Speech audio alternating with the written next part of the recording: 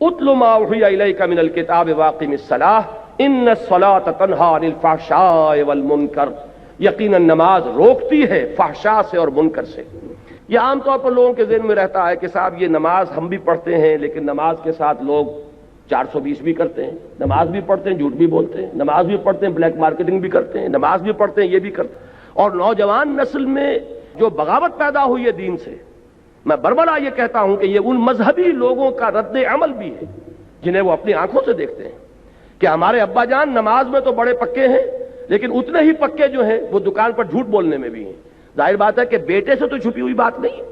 آپ کے گھر والوں سے، آپ کی اولاد سے تو چھپی ہوئی نہیں ہے کہ نماز میں بھی پکے ہیں، جھوٹ بولنے میں بھی پکے ہیں۔ نوجوان جو ہے اس کا معاملہ یہ ہوتا ہے کہ وہ ان چیزوں پر غور کرتا ہے،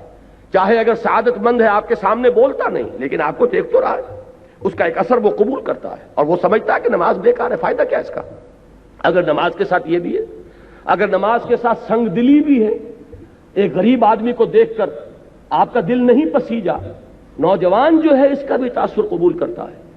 کہ ہمارے ابا جان کے پاس کتنی کچھ دولت ہے اور اس نے اپنے ایک دکان کے ملازم کے ساتھ کیا سلوک کیا اس وقت، اس کی بیوی بیمار تھی،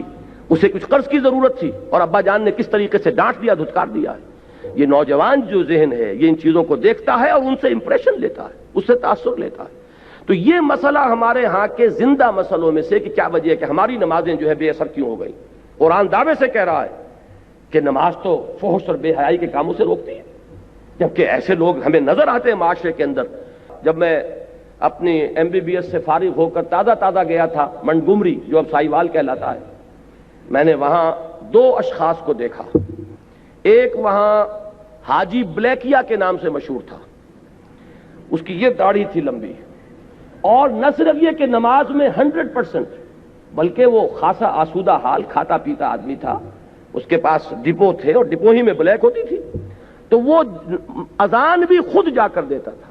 5 وقت کی اذان وہ شخص دیتا تھا۔ یعنی جہاں تک عبادت کا تعلق ہے کہ یہ ہمارے معاشرے کے اندر وہ حاجی بلیکیا جو ہے وہ نوجوان نسل پر اپنے اس دین کا کیا اثر قائم کر رہا ہے۔ اور اس کے ساتھ ہی بالکل پیرلل ایک حاجی رشوت تھے، وہاں وہ انکم ٹیکس کے اندر وہ انسپیکٹر تھے، ان کی بھی داڑھی بہت طویل اور نمازی بہت پکے، لیکن وہ خوب رشوت لیتے تھے خود بھی اور رشوتیں دلواتے تھے مسجدوں کو بھی۔ جا کے جب وہ کسی پارٹی کا گلا دباتے تھے تو اپنے لیے بھی کچھ لیتے تھے اور اللہ کو نہیں بھولتے تھے، اللہ کے گھر کے لیے بھی چندے لے لیتے تھے۔ یہ ہے ہمارے ہاں کی وہ دینداری کہ جس کی وجہ سے واقعہ یہ ہے کہ نوجوان نسل میں اگر دین سے دوری ہوئی ہے تو اس کے کچھ اسباب ہیں۔ یہ ہمارے اپنے کرتوت ہے کہ جس کی وجہ سے نوجوان نسل میں بغاوت پیدا ہوئی ہے۔ وہ کیوں ہے؟ وہ اسی وجہ سے ہے کہ یہ نماز رہ گئی رسم اذاں، روح بلالی نہ رہی۔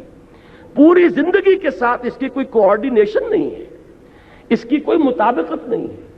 زندگی میں جو کچھ امنگیں ہیں، ارادے ہیں، جو ویلیوز ہیں، ویلیوز ان لائف،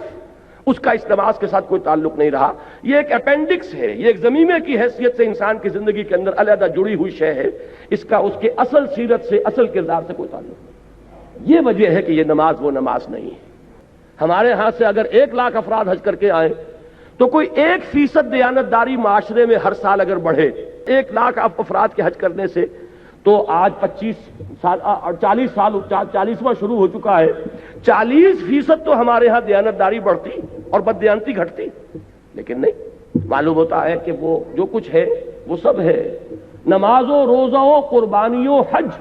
یہ سب باقی ہیں، تو باقی نہیں ہے۔ وہ بیچ میں جو روح ہے وہ نکل چکی، اب یہ ریچولز کی شکلیں اختیار کر چکے ہیں یہ اعمال، یہ وجہ ہے۔ ورنہ واقعہ یہ ہے کہ بندہ مومن کے لیے